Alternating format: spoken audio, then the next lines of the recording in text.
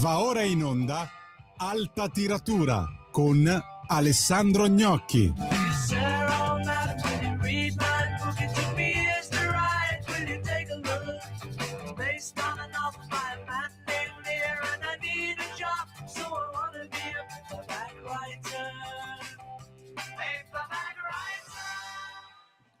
Buongiorno, sono Alessandro Gnocchi, benvenuti a Alta Tiratura su Radio Libertà. Nella prima parte, cioè in questa, affronteremo alcuni casi culturali che si sono imposti alla cronaca, ma che secondo me come significato vanno anche molto al di là della cronaca. Sono casi culturali legati alla Biennale di Venezia e al licenziamento di Beatrice Venezzi, sempre a Venezia, al Teatro La Fenice.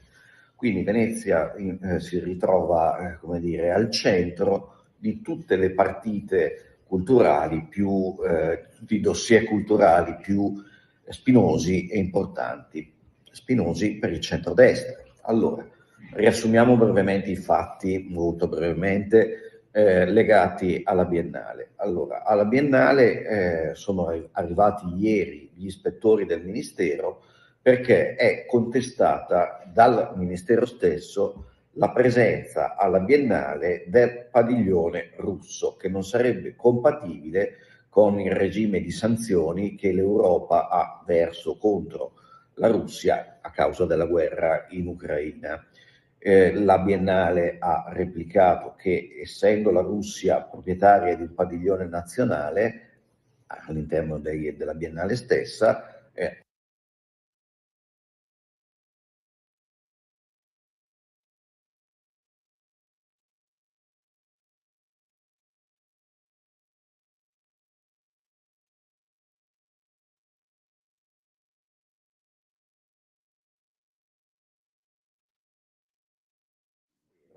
perché è contestata dal Ministero stesso la presenza alla Biennale del padiglione russo, che non sarebbe compatibile con il regime di sanzioni che l'Europa ha verso contro la Russia a causa della guerra in Ucraina.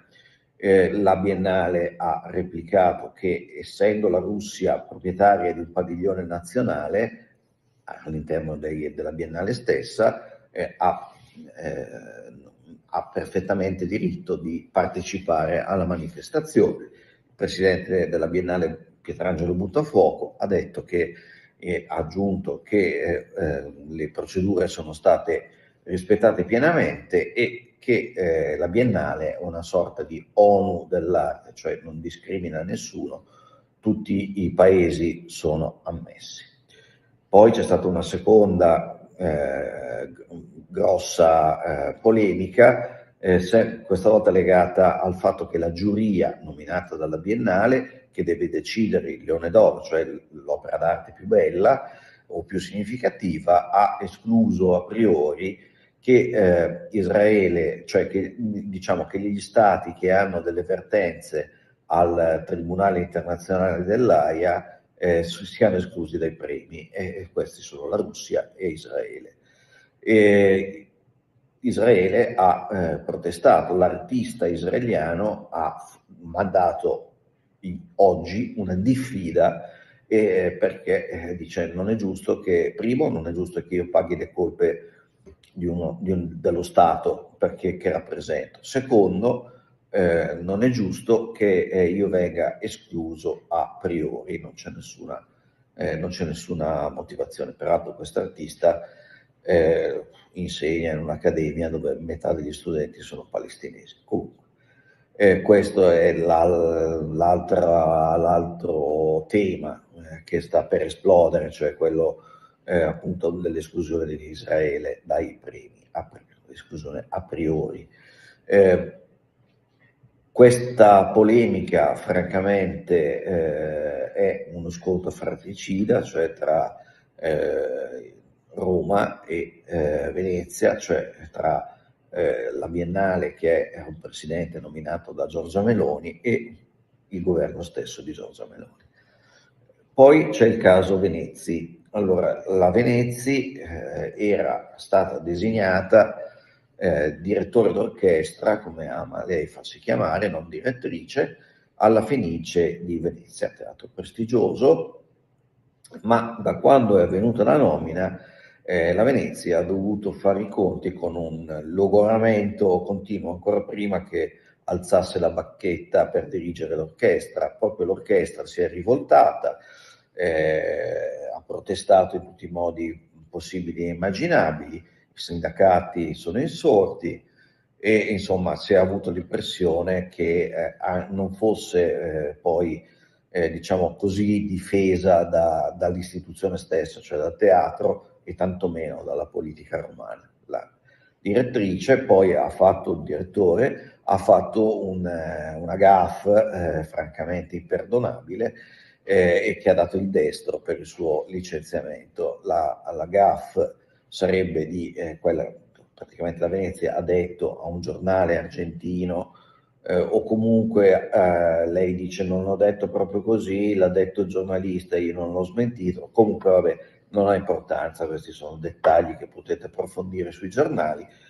Diciamo che ciò che le viene imputato è di aver detto che nelle orchestre italiane i posti dei musicisti sono ottenuti o per nepotismo, cioè passano di padre in figlio, oppure per cooptazione, cioè passano da maestro ad allievo.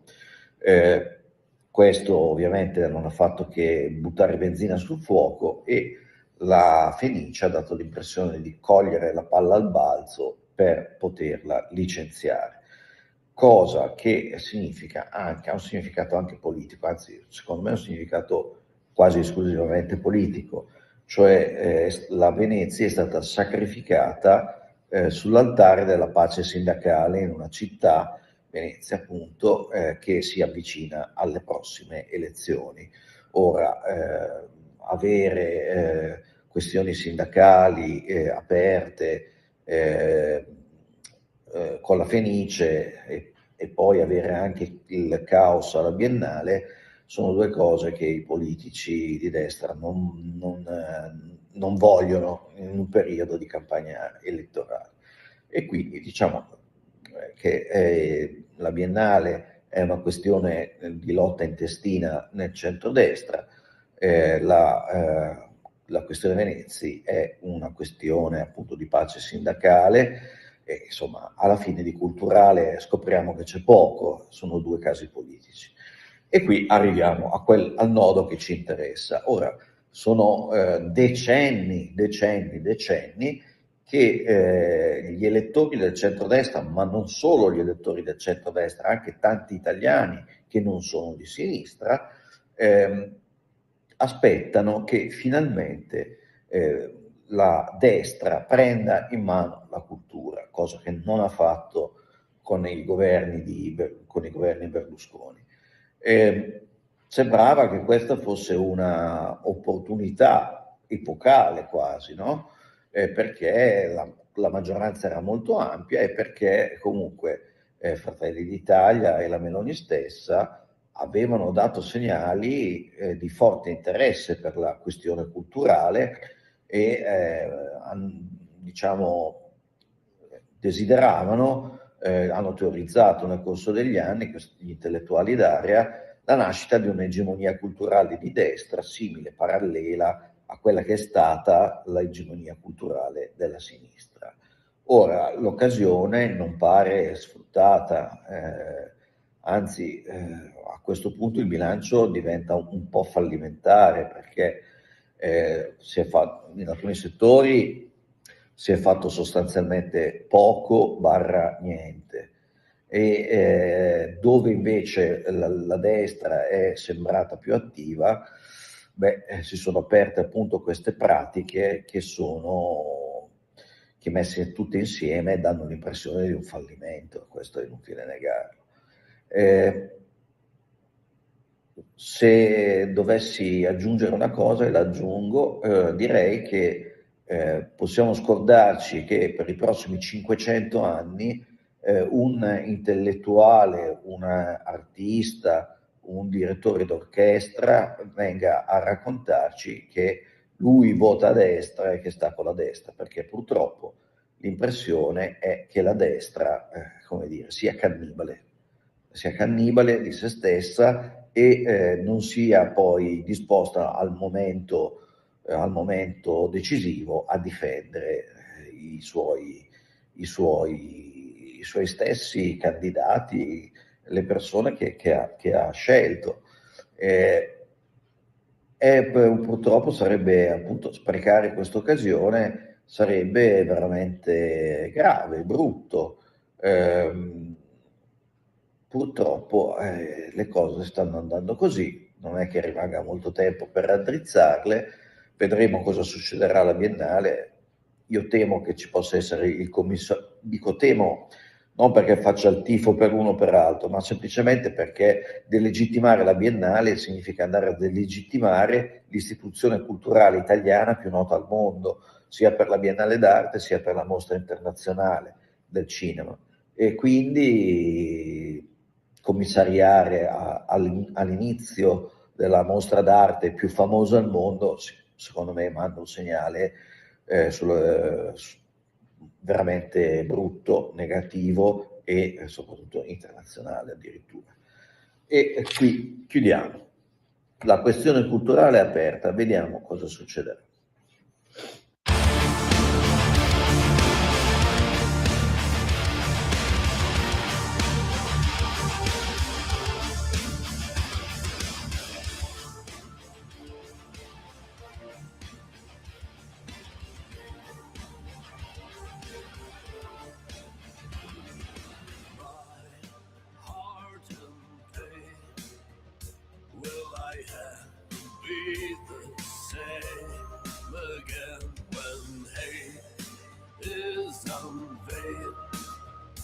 I defy what it will make of me. To hope and sanity, pray for the enemy. Don't give up that to sink your raps to you. Our lives to build your destiny. Life is a tragedy, but you never know. I was not born alone, but I will die in it. I never took the easy way, but I'm okay with it. I was not born alone, but I will die in it. I was not born in love, but I will die in it.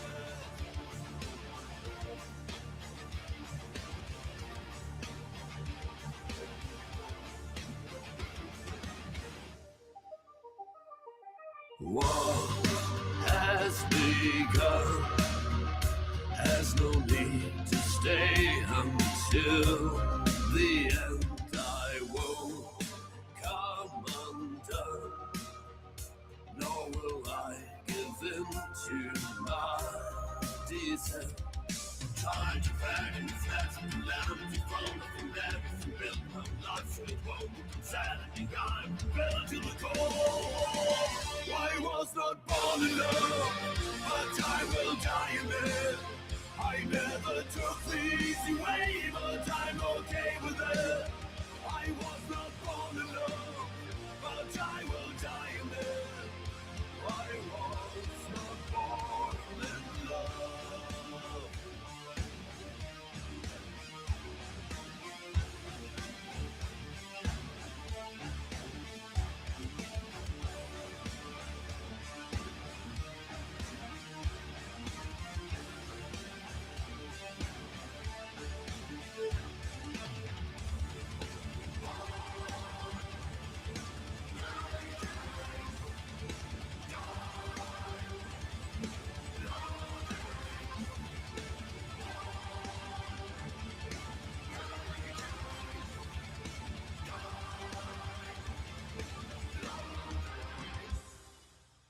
I was not born alone, but I will die in it.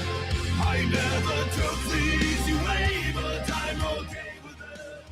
I was not born alone, but I will die in it.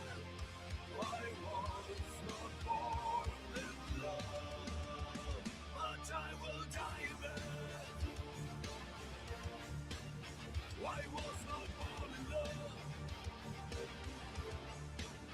but I will die.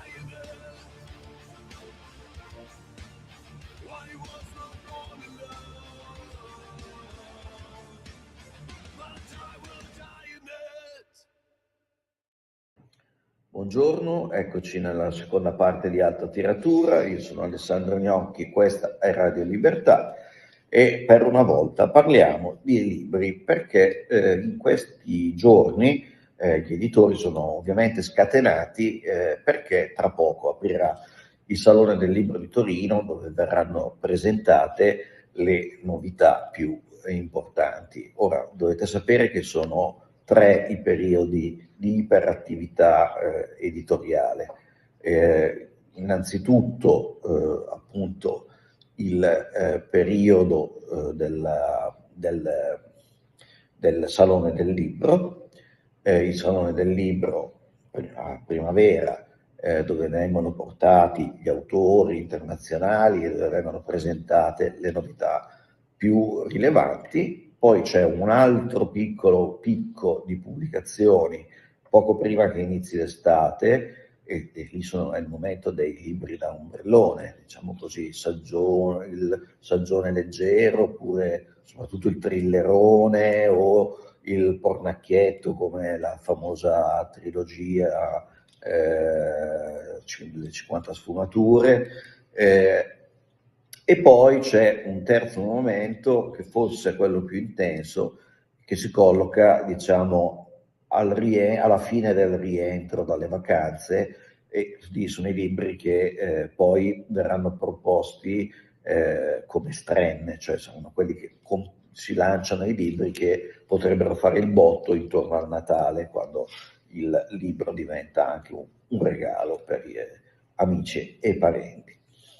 Ora, in mezzo alla mole di libri che sono arrivati in questi giorni, mi piace segnalare 2 collane. Sono 2 collane della Bur che diciamo prende l'iniziativa valorizzando non solo il catalogo ma anche dei titoli nuovi, e in questo mi sembra che la Bur stia lavorando molto bene, così come lavora molto bene un'altra collana di classici, che è quella degli Oscar Mondadori.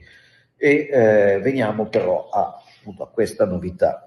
Questa novità sarebbe la collana weird, cioè bizzarro, strano, e ci sono dei titoli, alcuni notissimi, altri meno noti, che però vale la pena di affrontare. Beh, abbiamo un classicissimo tra i primi 4 titoli. Abbiamo un classicissimo che è quello Il Castello di Otranto di Horace Walpole. Abbiamo un inatteso Il bacio di una morta di Carolina Invernizio, che era considerata una specie di, come dire, di ala bestsellerista. Qui però è un romanzo gotico. Poi abbiamo Nel nero abisso della follia, che sono i racconti di Eta Hoffmann. Hoffmann è celebre per essere, come dire, l'autore che ha un po' inventato il genere, a cui si ispira lo stesso Edgar Allan Poe. E poi abbiamo, secondo me, la scelta più significativa è quella del Tallone di ferro di Jack London, di cui poi parleremo a parte. Adesso veniamo alla seconda collana, che è una collana invece di storia, si titola La storia, le storie. È un mix di biografie o di scritti intorno ai grandi personaggi della storia. I primi 2 sono Adolf Hitler e Mao Zedong. Sono 2 libri secondo me belli, perché sono, diciamo, seri, approfonditi, senza essere però paludati e accademici. Quello su Hitler prende in esame soprattutto i suoi discorsi e diciamo tutto ciò che è legato alla propaganda, e quello di Mao Zedong invece è, diciamo, uno spettro ancora più ampio, e diciamo che tende a collocare gli scritti e le parole di Mao in quella che è, diciamo, che poi è stato lo sviluppo della Cina fino ad arrivare ad oggi, cioè, detto in altre parole, cosa c'è di Mao Zedong nella Cina attuale. E scopriamo che c'è più di quello che potremmo pensare, visto che la Cina attuale ha sposato il capitalismo di Stato, che non era certo previsto da Mao Zedong. Ma adesso torniamo a Jack London e al Tallone di Ferro. Jack London è un autore straordinario, noto a tutti per i suoi racconti e soprattutto per i suoi romanzi, da Martin Eden, Richiamo della foresta e così via. Poi ci sono tutti i racconti sui raccoglitori d'oro, gli esploratori dell'Alaska. Insomma, è un autore molto popolare, letto anche, diciamo, come lettura per ragazzi, in realtà sì, per ragazzi e anche per adulti. È stato anche un grandissimo reporter, per cui sono molto belli anche gli scritti sui suoi viaggi in barca e fu il primo, ad esempio, questa è la curiosità che magari non molti conoscono, fu il primo a descrivere il surf, cioè vide il surf e lo descrisse per la prima volta passando per le Hawaii e lui stesso provò a farlo perché trovava affascinante come molti l'idea di cavalcare le onde. Ma il Tallone di Ferro invece è tutta un'altra cosa. Il Tallone di Ferro è uno dei più belli romanzi distopici nella storia della letteratura. Diciamo che racconta come la libertà venga soppressa, prima un pochino alla volta, poi tutte in un colpo, negli Stati Uniti da un potere senza volto, diciamo, che è costituito dalle grandi corporation, cioè dai grandi trust, cioè dalle gigantesche industrie nate dalla fusione di altre piccole industrie. E quindi che cos'ha di particolare? Beh, poi è costruito in modo che sia una specie di una serie di lettere, di letture di un uomo che ha partecipato all'opposizione contro questo potere assoluto e diciamo che il protagonista parla da un punto di vista che è socialista, mentre il potere delle grandi corporazioni è visto come un potere fascista. Ma cos'è, secondo me, il cuore del libro? A parte che è bellissimo da leggere, ma il cuore di questo romanzo è che se Orwell in 1984 ci descriverà magnificamente due cose, cioè il degenerare la degenerazione del sistema comunista in totalitarismo assoluto e la capacità dei nuovi media di sorvegliare le persone, no? Cioè appunto i televisori che tutti sono costretti a tenere in casa. Jack London invece aveva previsto un'altra cosa che poi si è verificata, cioè che il vecchio liberalismo, che era fondato sulle piccole aziende o medie aziende, magari a conduzione familiare, era destinato a essere distrutto e soppiantato da un altro capitalismo legato alla grande industria e alla finanza. La grande industria ha l'interesse a sopprimere, a assorbire le piccole e medie industrie imprese per rendere più efficiente il mercato, la distribuzione e così via. Quindi però è ancora capitalismo, cioè ancora libero mercato. Difficilmente lo si può dire, eppure assomiglia in maniera drammatica a quello che è oggi il nostro mercato globale, dominato da alcune grandi aziende, che sono poi le aziende del digitale, che poi, diciamo, come dire, pongono poi tutta un'altra serie infinita di problemi che adesso non possiamo analizzare. Jack London ha visto benissimo questo momento di passaggio e ha detto anche qual è il modo per acquisire. Il modo è, come dire, creare delle crisi economiche davanti alle quali i grandi trust possono resistere, i piccoli non possono resistere e alla fine cosa succede? che i grandi vanno a mangiarsi i piccoli, creando un regime tendenzialmente monopolista che è contrario al libero mercato, e ciò che è contrario al libero mercato di solito è contrario alla libertà. Grazie.